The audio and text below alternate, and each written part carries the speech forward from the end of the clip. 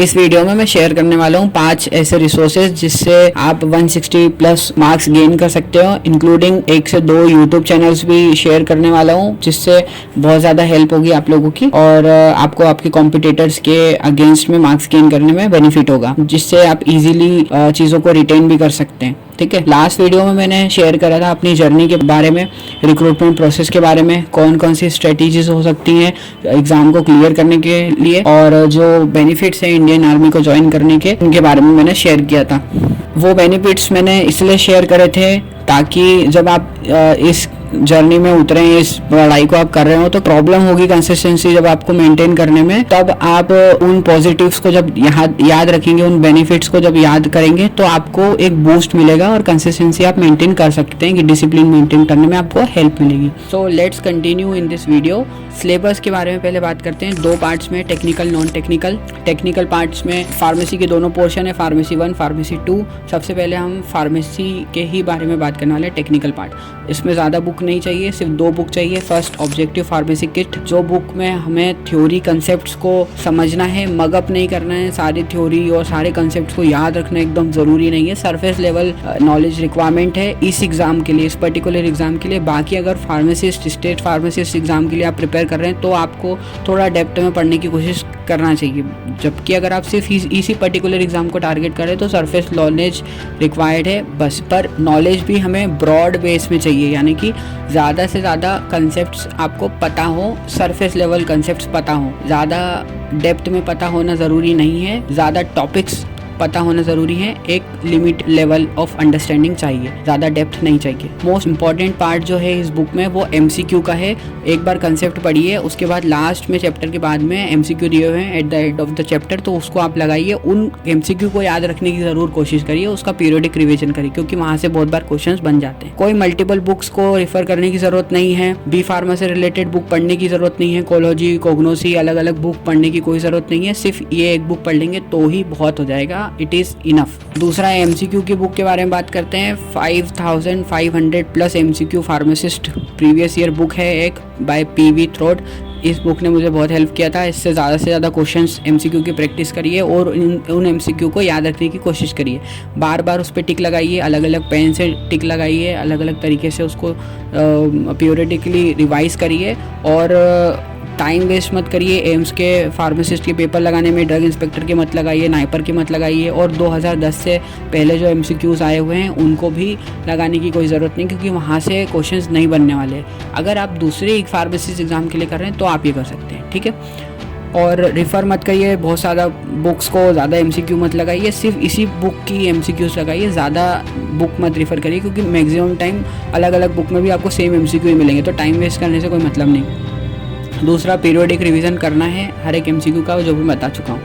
इसके अल्टरनेटिव में अगर आप बोलें कि ये बुक नहीं खरीद पा रहा हूँ, महंगी है या जो भी, अगर अवेलेबल नहीं है आपके शहर में या आपके गांव में, तो आप ऐसा कर सकते हैं कि फार्मा MCQ करके एक यूट्यूब चैनल है, उसे रेफ़र करिए। वहाँ पे प्लेलिस्ट बनी हुई है, उसको देखिए और बार बार वो वीडियोस को रिवाइज़ करिए। उससे क्या होगा, विजुअल मेमोरी के थ्रू आपको ज़्यादा से ज़्यादा रिटेंशन रहेगा उन क्वेश्चंस का, उन चीज़ों का, ठीक है। अब इंग्लिश की बात करते हैं। फार्मेसी वाला पार्ट कंप्लीट हो गया। अब हम बात करेंगे non technical part. Non technical में पहले इंग्लिश की बात करते हैं, जो कि हमें मतलब परफेक्ट क्वेश्चंस लगाने ही लगाने हैं ताकि हमारे मार्क्स गेन हो सके। आपको मल्टीपल बुक्स रेफ़र करने की कोई ज़रूरत नहीं है, कोई पर्टिकुलर अरिहंत और कोई पर्टिकुलर बुक खरीदने की ज़रूरत नहीं है सिर्फ इंग्लिश के लिए, ना पैसा बर्बाद करने की ज़रूरत है। आप MCQ, आप पहले तो सिलेबस देखिए, उसमें टॉपिक्स जो हैं मैंने यहाँ स्लाइड्स में लिखे हुए हैं, उन टॉपिक्स को आप यूट्यूब पे सर्च करिए। आपका जो भी फेवरेट टीचर हो, जिसकी स्टाइल आपको अच्छी लगती हो, टीचिंग स्टाइल्स, तो आप उस टीचर का नाम लिखिए, सर्च करिए, उस टॉपिक को पढ़िए और ज़्यादा से ज़्यादा MCQ लगाइए। बट MCQ लगाने से ज़्यादा इम्पॉर्टेंट ये चीज़ है कि उस लेवल के आप MCQ लगा रहे हो जो कि एग्ज़ाम में आते हैं। एग्ज़ाम में SSC, CGL, PCS, high court level या UPSC से कंडक्ट जो एग्ज़ाम्स है, CAPF, UPSC, CSC या EPFO एग्ज़ाम्स या पोस्ट ग्रेजुएशन की जो इंग्लिश एग्ज़ाम्स हैं, उससे रिलेटेड एमसीक्यू बिल्कुल भी टच मत करिएगा, सिर्फ प्रैक्टिस करिए 8th 10th 12th और एसएससी CHSL MTS और स्टेट स्पेसिफिक एग्जाम्स जो होती हैं लाइक पटवारी, रेलवे, NTPC, इनसे रिलेटेड एक लो लेवल की एग्जाम्स के एमसीक्यूज आते हैं इंग्लिश के, तो आप उन्हें प्रैक्टिस करिए।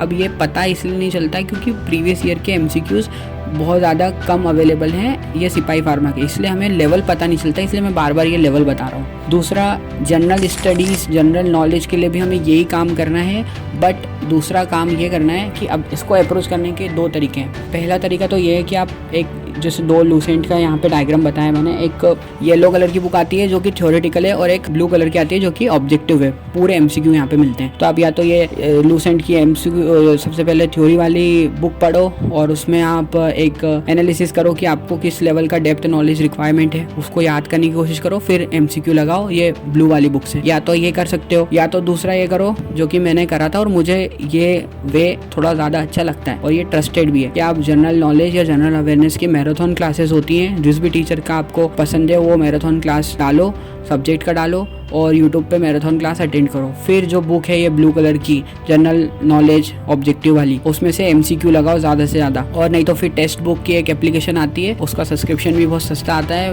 वो टेक्स्ट बुक का सब्सक्रिप्शन लो। जनरल नॉलेज वाला वो जो एग्जाम्स हैं, छोटी छोटी एग्जाम्स जैसे कि 8th 10th 12th based exams, SSC MTS CHSL exam, CPO, railway, bank, state, local exams, इन सारी एग्जाम्स के एमसीक्यू प्रैक्टिस करो और अवॉइड करो कि स्टेट PCS और CDS CPF वाली एग्जाम्स में बिल्कुल भी मत घुसना, वहाँ का लेवल थोड़ा सा हाई रहता है और उतना रिक्वायरमेंट भी नहीं है। अगर आप ऑलरेडी पहले से प्रिपेयर कर रहे थे गवर्नमेंट एग्जाम के लिए तो it will eventually benefit you. Okay, दूसरी बात ये कि ये जो सेकेंड वे जो मैंने बताया वो क्यों बेनिफिट ज़्यादा करता है, क्योंकि विजुअल मेमोरी के थ्रू हमें याद ज़्यादा अच्छे से रहता है, ना कि हम खुद पढ़ें और फिर याद करने की कोशिश करें। वो एक अच्छा वे है, बट वो अगर आपके पास टाइम ज़्यादा है और एग्ज़ाम अगर 1 साल बाद होती तो it will benefit you. But अभी के लिए आप ये कर सकते हैं जो कि मैं बता रहा हूँ, ये एक बेनिफिट देगा आपको। दूसरी चीज़ ये कि आप कुछ शॉर्ट नोट्स बना लीजिए इंपॉर्टेंट, जहाँ पे आप एमसीक्यू में मतलब गलत कर देते हैं जो एमसीक्यू को, उसकी एक कॉपी अलग बनाइए और उन एमसीक्यूज को लिख लीजिए जो एमसीक्यूज और जो पैटर्न के क्वेश्चन आप गलत करते हैं, जिस टॉपिक से ज़्यादा गलत करते हैं, तो वही टॉपिक आप लिख लीजिए और उसका ज़्यादा प्रैक्टिस करिए। आपके वीक पार्ट पे भी आपका स्ट्रॉन्ग होल्ड होना चाहिए, इसलिए बट लिमिटेड पोर्शन की बनाना, ऐसा नहीं कि एक बंच बना के बैठ गए और फिर उसको याद करना है लास्ट टाइम में, क्योंकि फिर वो आपको रिवाइज करना भी मुश्किल हो जाएगा और टाइम लिमिटेड रहेगा, तो फिर वो एक बर्डन देगा, प्रेशर देगा आपके ऊपर। तो उससे अच्छा है कि एक इंपॉर्टेंट टॉपिक्स पढ़ो, उसके एमसीक्यू ज़्यादा लगाओ, बस उससे ज़्यादा कोई ज़रूरत नहीं है। इंपॉर्टेंट टॉपिक्स की बात करते हैं फार्मेसी वाले पार्ट की। फार्मेसी वाले पार्ट में सबसे पहले फार्माकोलॉजी की बात करते हैं। प्रीवियस ईयर मैंने जो एग्ज़ाम दी थी उसमें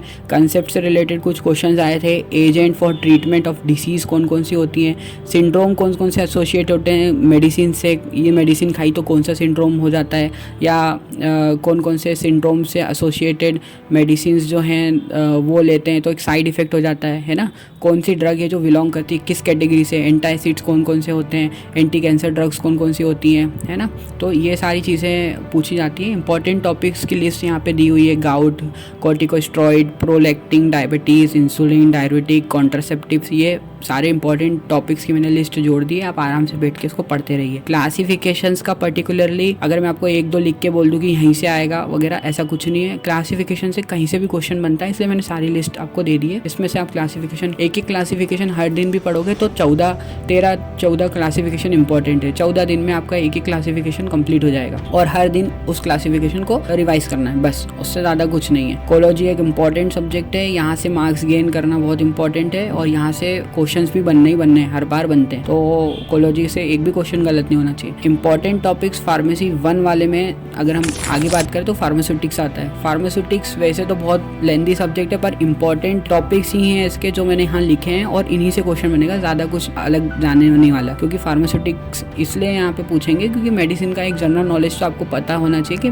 मेडिसिन प्रिपरेशन का क्या पार्ट है। बहुत ज़्यादा डेप्थ में नहीं पूछेंगे क्योंकि मैन्युफैक्चरिंग वहाँ करवाना नहीं है आपसे, आपका ऑन ड्यूटी अलग है, आपका ऑन ड्यूटी एक्सपीरियंस एक अलग रहेगा, वहाँ पे एक अलग ट्रेनिंग में अलग चीज़ें बताई जाती हैं। तो ये फार्मास्यूटिकल पार्ट सिर्फ एक इंपॉर्टेंट टॉपिक्स के लिए आपको पूछते हैं कि हाँ नॉलेज भी एक ही नहीं, बस इतना। तो प्रीवियस ईयर कंसेप्ट कुछ पूछे थे, एजेंट कौन कौन से यूज होते हैं प्रोसेसिंग में, कंटेनर्स किस किस के टाइप के होते हैं, क्लास 1, टाइप 2, टाइप 3 कंटेनर्स होते हैं, डिसइंटीग्रेटिंग एजेंट्स कौन से होते हैं, प्रिपरेशन मेथड्स के बारे में कुछ पूछा था, स्टरलाइजेशन मेथड्स, है ना। तो वो सारी चीजें इंपॉर्टेंट टॉपिक यहाँ लिखे हुए हैं, वो आप पढ़िएगा और आराम से देखिएगा। इस टॉपिक से बाहर कहीं पे भी नहीं जाने वाला है, इन्हीं टॉपिक को करिए। अब बात करते हैं hospital and clinical pharmacy and community pharmacy का। तो प्रीवियस ईयर क्वेश्चंस यहाँ पे दिखे हैं मैंने कि कंसेप्ट से भी कुछ क्वेश्चंस आए थे, यानी कि हॉस्पिटल क्लिनिकल फार्मेसी में इस तरीके की डिसीज हो जाती हैं, कम्युनिकेबल डिसीजेस कौन कौन सी होती हैं, disease associated with other diseases कौन सी है, प्रिवेंशन कैसे कर सकते हैं, list of communicable disease, non communicable disease में से पूछते हैं कि ये सारी लिस्ट है, इनमें कम्युनिकेबल कौन सी है और नॉन कम्युनिकेबल कौन सी है, ऐसे करके पूछ लेते हैं कि ये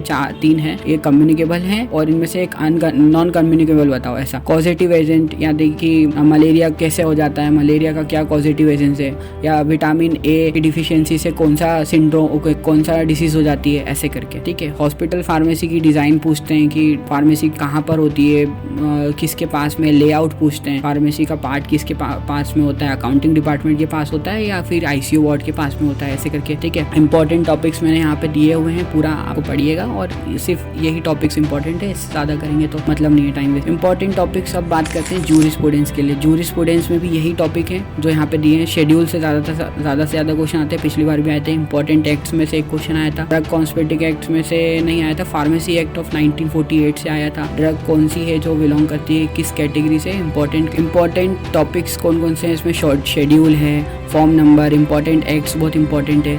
ठीक है, फिर medical termination of pregnancy act आता है, इसमें एनडीपीसी एक्ट है, ऐसे कुछ एक्ट है, फैक्ट्री एक्ट, ठीक है, cosmetic act, drug and cosmetic act, ठीक है, मेडिकल टॉयलेट प्रिपरेशन एक्ट। यहाँ से ईयर वगैरह पूछ लेते हैं कि कौन सा ईयर है। वैसे तो maximum question schedule, form number और इंपॉर्टेंट एक्ट से आते हैं, और drug and cosmetic. Important topics for pharmacy second, human anatomy and physiology. यहाँ अगर आपने फार्मेसी करी है तो यहाँ से आप मैक्सिमम क्वेश्चन ठीक कर ही दोगे, कोई इशू नहीं आएगा, बस आपको एक रिविजन की जरूरत है। जैसे प्रीवियसली क्या है, बायो अवेलेबिलिटी के ऊपर एक क्वेश्चन आया था, ट्रीटमेंट और डिसीज के ऊपर आता है कि अगर ये डिसीज हो गई तो ट्रीटमेंट क्या है। ब्लड के ऊपर बहुत अच्छे क्वेश्चंस आते हैं। ठीक है, टर्मिनोलॉजी के ऊपर आ जाएंगे कि इसका ये टर्मिनोलॉजी, इसका फुल फॉर्म क्या है, ऐसे करके। Syndrome associated with other medicine के साथ कौन से एसोसिएटेड सिंड्रोम्स हैं। रेस्पिरेटरी सिस्टम के बारे में आया था एक क्वेश्चन। इंपॉर्टेंट टॉपिक के बारे में बात बताऊं तो ये सारे टॉपिक्स लिखे हैं, blood, respiratory system and it's diseases, circulatory system, skeleton जो सिस्टम्स होते हैं वो, प्लस कुछ ग्लैंड के जो pituitary gland, thyroid, adrenal, pancreas, इनके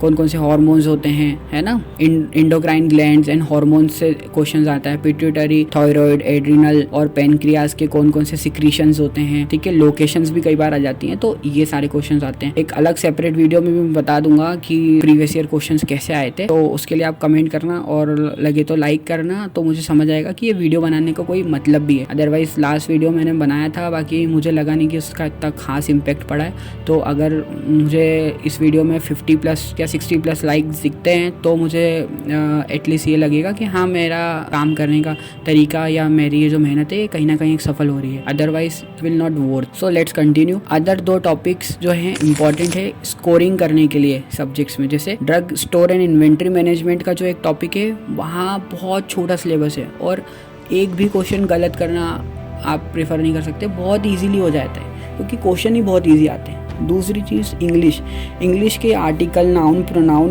ये सारी जो लिस्ट जो मैंने दी है बस बहुत सारी इजी चीज़ें हैं। अगर थोड़ा प्रैक्टिस भी करोगे, अगर इंग्लिश को 10 डेज भी देते हो आप, तो इट विल बी इनफ।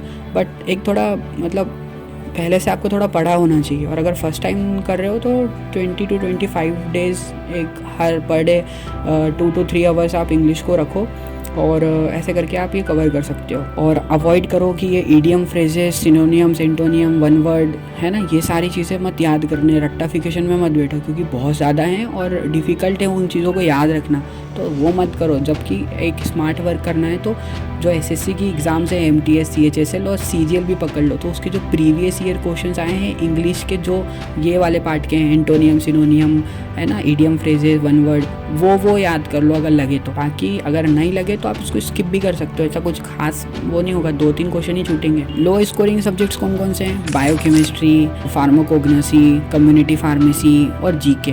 अब इसमें बायोकेमिस्ट्री, फार्माकोग्नोसी और जो जीके वाला पोर्शन है, इसमें क्या है, याद करने की बहुत दिक्कत होती है। ज़्यादातर, इसलिए मैंने इसे लो स्कोरिंग बोला है। और इसका सिलेबस बहुत वास्ट है। बायोकेमिस्ट्री क्या है, ज़्यादा टेक्निकल पार्ट में जाता है और उसमें साइकिल आती हैं, TCP साइकिल, ठीक है, फिर TCA साइकिल हो गई, और अपना और क्लिनिकल पैथोलॉजी वाले में भी माइक्रोब्स के बारे में ज़्यादा आता है, ठीक है, केमिकल केमिस्ट्री पार्ट ज़्यादा आ जाता है, तो वो सारी चीज़ें याद रखने में मुश्किल होती है। और लास्ट में जब इतने सारे सब्जेक्ट्स हों और फिर आप इस पार्ट पे फोकस करो जहाँ से लो स्कोर्स आते हैं, यानी क्वेश्चन भी कम आते हैं, तो फिर मतलब कोई मतलब नहीं रह जाता है, मतलब नहीं है उसका।